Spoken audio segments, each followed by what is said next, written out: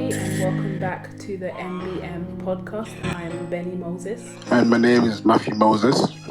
Welcome back. Today we're going to be discussing the topic of waiting on God. So what does it mean? So I'm going to let Matthew kick it off for us. All right.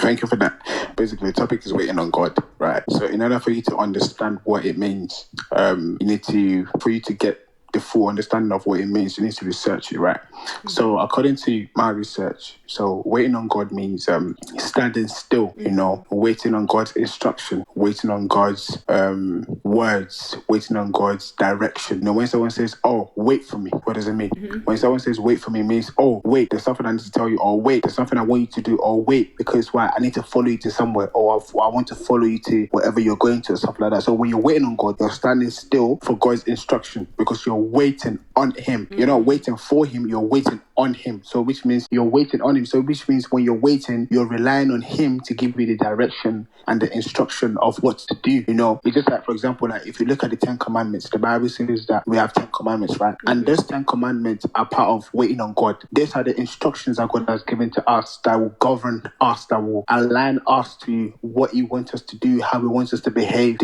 what He wants us to see, how we can be able to develop in life and stuff like that. So in a nutshell, waiting on God means standing still and listening or looking out for God's instruction. So what do you think waiting on God is? What's your view on that? I agree with everything that you said, but the main aspect of waiting that stands out to me is time. Often waiting, like you said, it means don't move. And a lot of us, while we're waiting, we get bored. We get tired, we get frustrated. Your perspective of time kind of slows down. So it may seem like you're waiting for a longer time, and then you can get, as humans, we can get impatient. The opposite of waiting, I would say for me, is like impatience. Because then you have to stand still and, like Matthew said, wait for the instructions.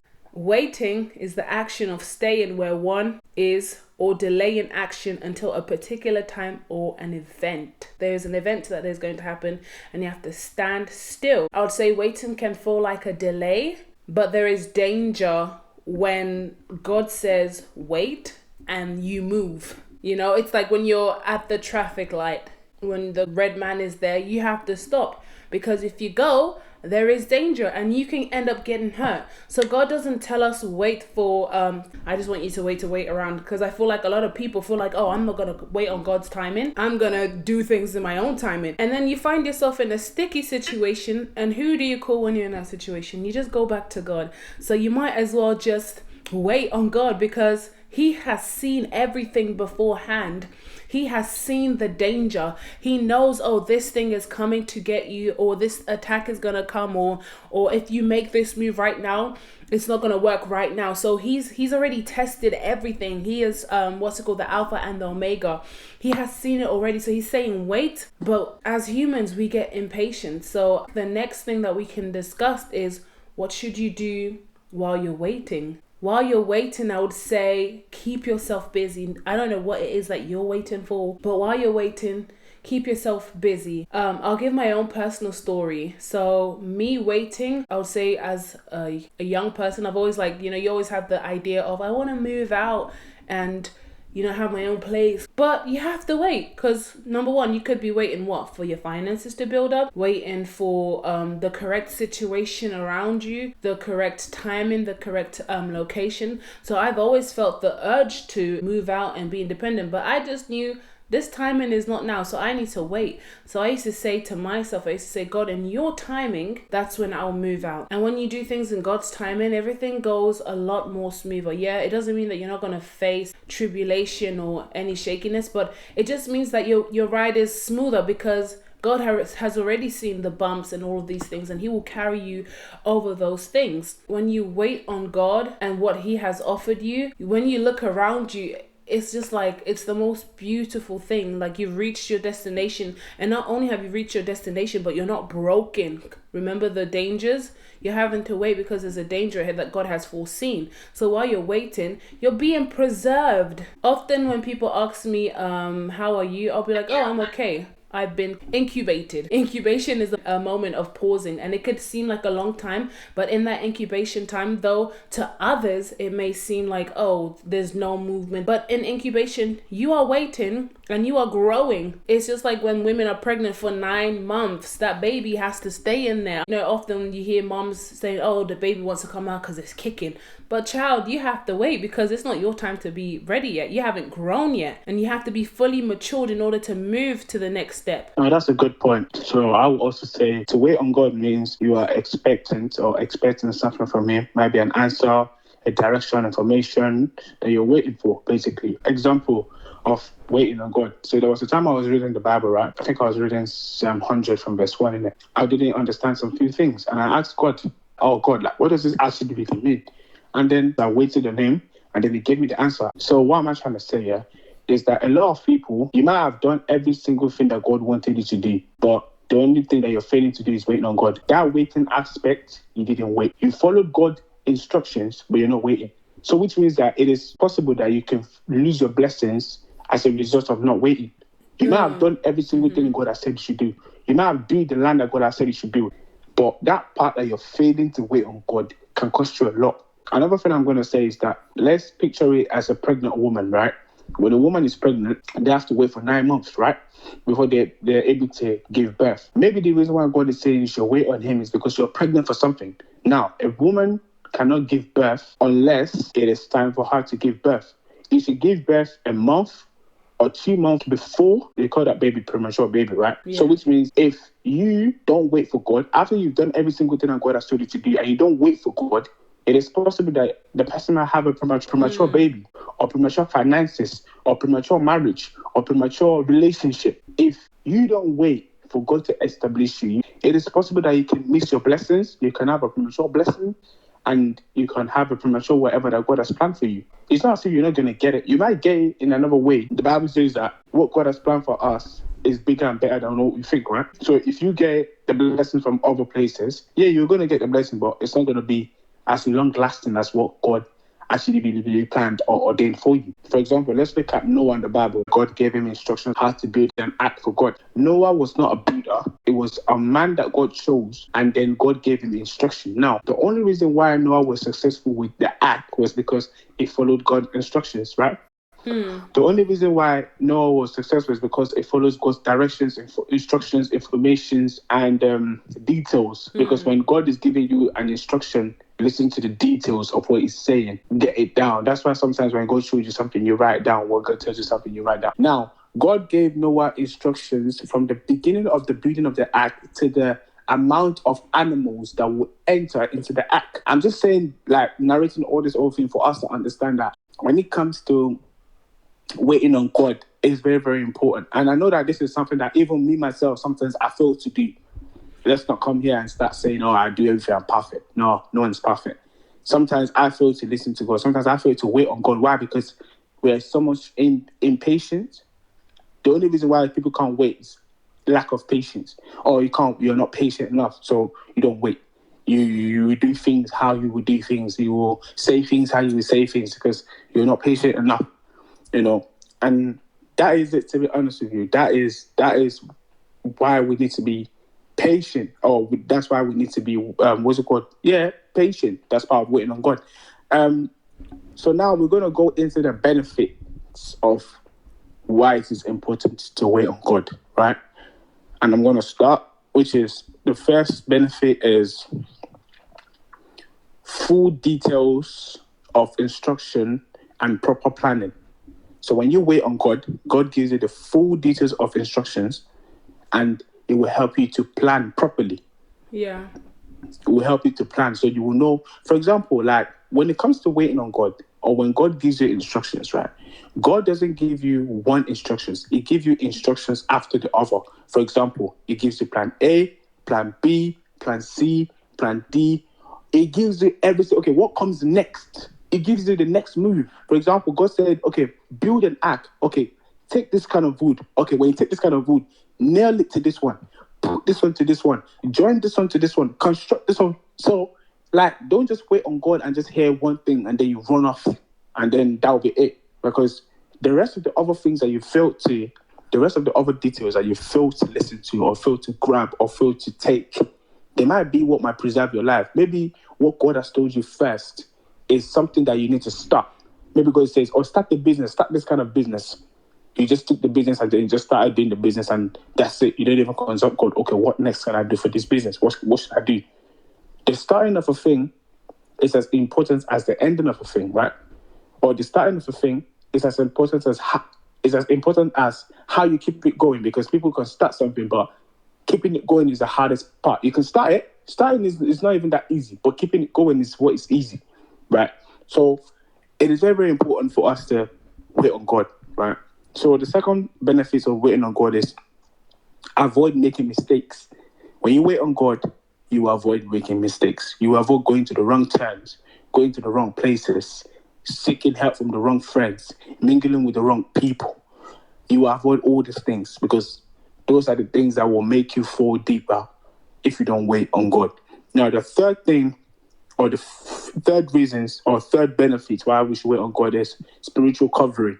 So when you wait on God, you have a spiritual covering because God will be able to back you up. Because God is the one sending you, so He will be able to back you up and He'll be able to protect you. Like I always say, God can do everything, but it's not everything that God is going to do. Wherever God has not told you to go to, if you go there, my friend, you're going on your own. Forget about God being with you. God will just say, you know what, I can't go there. I can't go there with you. Maybe you want to go to a party and God is saying, don't go, right? And then you eventually go to the party. My friend, don't think if anything happens there, God is going to cover you. My friend, you're on your own. You're just on your own. God is not going to protect you. You are actually being on your own right now. And when you're on your own, you're more prone to be pounced or pound upon. So now, the fourth benefit of waiting on God is it reduces frustration. You know, when you don't wait on God, you get frustrated. That's why the Bible says that many are the plans in a man's heart, but let the will of God be done. Why? Because that will reduce your frustration in life. That will reduce your pain. It will reduce your struggles. Even the way I'm even talking right now, I'm even learning from it myself because this is something that God wants us to do, right? And the fifth reason, there's so many reasons, but out of all the reasons, these are the 5 reasons that God has given to me, right? The fifth reason why we need to wait on God, or fifth benefit why we need to wait on God, is it gives us peace. Anyone that waits on God will always have peace, because the reason why you will always have peace is because 1, you're waiting on God. 2, you believe that whatever God gives or says or tells you to do, as soon as you do it, there's no cause for alarm. So you'll always have peace. You're not always thinking, oh, have I made the wrong mistake? Have I made the right turns? Have I done this? Have I done that? No, your heart is at peace. Why? Because you've done what God actually told you to do. Amen. So that's the way it is. So, yeah, I'll pass it over to Ben right now. Yeah. With me, I'll just go back to my point. The main benefit for me always is to do with God's timing, you know? Like I said before, God is the Alpha and the Omega. So God's timing is the perfect timing. And also, He is outside of time. Like I said before, like God has seen everything already. So God's timing is not your timing. And because God is everlasting and He's eternal and He is the Alpha and the Omega, it means that what is yours, He has already given it to you. And He's just helping you, like Matthew said, He's helping you with the steps to get to your destination. And also the waiting time is a time of testing, because God, He wants people who are mature. Like if you're not mature enough to receive the thing that you're supposed to be waiting for, God is not going to give it to you. We don't give cars to kids for a reason. 5-year-olds don't go to university for a reason. Even kings, let's say if the king dies and he has a 5-year-old son, the 5-year-old son is not going to govern straight away because they're not mature. And for us, it's to do with spiritual maturity, not physical maturity. It's to do with spiritual maturity. So during that waiting period, God is testing your maturity. And we also have to think of the enemy as well. While you're waiting, the enemy sees, okay. And he will throw counterfeits, and it's all part of the test. He will throw a counterfeit. So you may know your final destination, but the enemy might put in another route. So I would say while you're waiting, don't make your plan A your plan B. Stick to your plan A. Follow the steps that God is leading you through. And as you are going through these, testing times, you're growing in wisdom, you're growing in understanding, you're growing in strength, and you're growing in character as well. And the good thing, I think Matthew mentioned it about waiting for God's timing, is the fact that there's assurance. You know, things may get shaky and things like that, but you know that the Bible tells us that God will work all things for the good of those who are called according to his purpose. He knows the plans that he has for you, plans to prosper you, plans to give you a hope and a future, plans not to fail you or to bring you harm. So if God has said it, you know that what the Bible tells us, there is none good. Even yourself, you can't trust your own heart. You may think what you're doing is going to be good and beneficial, but you can deceive yourself. God will not put you in harm's way. And another important thing is, while we are waiting, we have to be obedient. Be careful who you're waiting next to, I would say. Like, who are you around during your waiting period? I'll say the toughest thing for, I would say, women while you're waiting to like marriage and things like that. The toughest thing is to be around people who just, I'll say, too much single people who are just living that, like, oh no, one thing people always used to tell me, till this day, they tell me, oh Benny, like, you're gonna get old, like, live your life, explore, blah blah blah, see what you like. Imagine if I'm listening to that only just brings in confusion. And then what happens is, when the thing that you're supposed to receive comes, because you didn't wait and you went for the counterfeit, now you're confused, now you're not too sure. Remember, the enemy, the enemy does is he'll present a lie as the truth. Like he said in the to Adam and Eve with the fruit, he said, did God really say that you shouldn't eat from any tree? Any tree? No. If he had said, did God not say you should eat from that tree? It would have been easier for them. But he added in confusion. He threw in all the other trees. He said any tree. So be careful who you are around. Are you around snakes while you are waiting? Are you around snakes while you are waiting? And another thing about waiting on God's timing is that knowing that he is our Father. He has already taken care of everything. We can learn a lot from kids.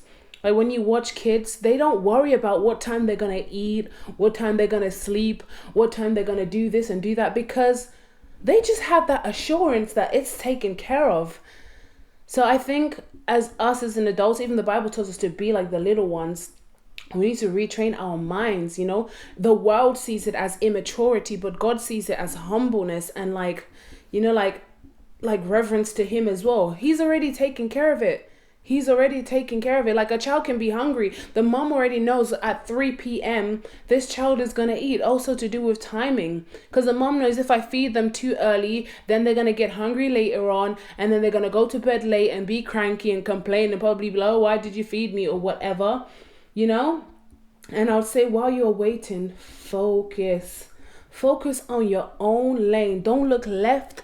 Don't look right. We can, again, the counterfeits, we can get so distracted while you're waiting.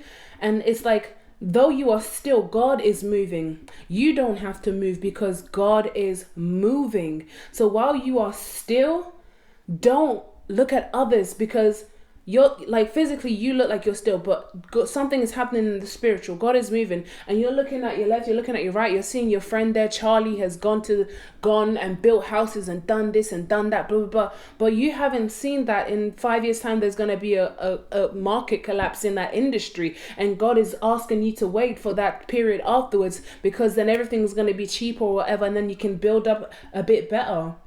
Be careful of the counterfeits.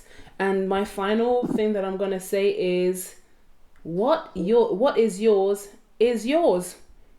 What God has said is yours is yours. And things normally only take, like, God doesn't take long. We are the ones, because remember, God is testing your maturity. God is testing, when I give this thing to her, will they be able to handle it? Because also the things that God gives us, they are precious. God is not just going to give it to any wasteful person. He's not. He is not. What is yours, and you will get it. So you need to check. I would say, if there's something that you're waiting for, you're not too sure, and there's a delay, ask yourself, Where am I falling short? What am I doing? Am I looking at others? Am I moving too fast? And then just tell yourself, you know what is mine is mine. Like me right now, the situation in my life is so interesting that some people look at my life and they think, oh my goodness, she's in such a good position. She's just in this, and her life is perfect. But while I'm here, I'm waiting on God's timing. And then another trick of the enemy is that while you're waiting, the enemy can come in and make you feel like, oh, you've arrived, but well, you haven't even arrived. You haven't even touched the surface yet. So also while you're waiting, don't settle. Again, counterfeits. Don't settle for the counterfeits. The enemy will come to you while you're waiting. He'll come to you while you're waiting and present something else to you. But that's a counterfeit, and you'll only end up disappointed and scratching your head and frustrated at yourself. At the end of the day, all of this is about faith. And to put it into a bigger scope, it's about our salvation. We're waiting for Jesus. We've been waiting for people, but 2,000 years you've been waiting for your Jesus. Where is he now? You keep waiting. Don't go into the world. You keep waiting, because God's promises will never come back to him empty.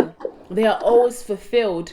And there is a greater reward. When you wait, oh my goodness, there's such a great reward.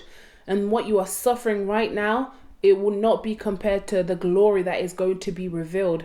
And like Matthew said, when we speak, we're talking to ourselves. I'm talking to myself right now. There are things that I'm waiting on God, and I'm like, I can take a shortcut this way, I could take a shortcut this way. Maybe if I dress this way, maybe if I posted my Instagram post like this way, maybe I would get a bit more attention. No, what is mine, and I'll do it in God's perfect timing. I'm going to be obedient to him, and what is to come is going to be so much greater. And the final thing I have to say is, if you want to know how can I check my motives, I'm not too sure. The best thing you can do is just praying about it and asking God to show you your motives. What is it that is in me that is not of you, God? And once he's revealed it to you, you also then ask him, Lord, how do I deal with this? How do I get rid of this? And that's when you'll be able to test and see what is pleasing to God. So, yeah, I think that's all that it is for today. So, on that note, we're going to end it here. Peace out. All right, God bless you.